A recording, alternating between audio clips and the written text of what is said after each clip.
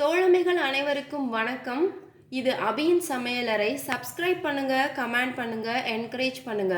பயணத்தின் தொடர்ச்சியாக இன்னைக்கு ஒரு சாஃப்டான சப்பாத்தி மாவு எப்படி ரெடி பண்ணலான்னு பார்க்கலாம். அது மட்டும் இல்லாமல் பெரியவங்களுக்கு பொதுவாக கொஞ்சம் சப்பாத்தி 2-3 அதிகம் சாப்பிட்டுட்டாங்கன்னா நெஞ்ச கரிக்கும் இல்லையா? ஸோ அந்த நெஞ்சு கரிப்பு இல்லாமல் இருக்கிறதுக்கு என்ன பொருள் ஆட் பண்ணுறோன்னு பாருங்கள். நான் எனக்கு தேவையான ஒரு 2 டம்ளர் மாவு எடுத்துக்கிறேன்.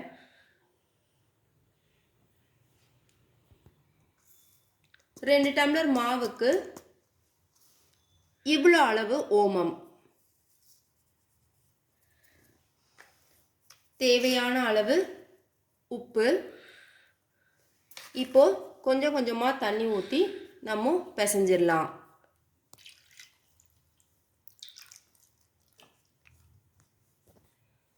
ஸோ இந்த அளவுக்கு நான் பிசைஞ்சிட்டேன். இந்த மாவு பார்த்திங்களா எந்த அளவுக்கு சாஃப்டாக இருக்குன்னு.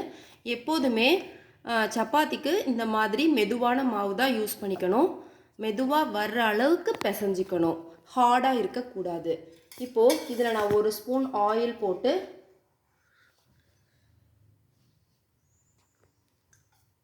இதோட நல்லா மிக்ஸ் பண்ணிக்கிறேன்.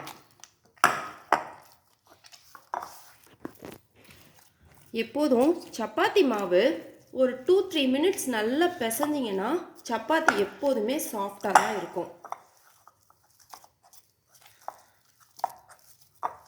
நல்லா ஆயில் போட்டு பிசைஞ்சாச்சு.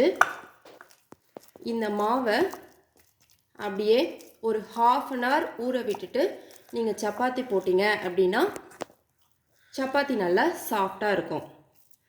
இந்த ஓமம் நமக்கு செரிமானத்தை கூட்டுறதுனால பொதுவாக நமக்கு அந்த நெஞ்சு கரிக்கிற தன்மையும் இருக்காது.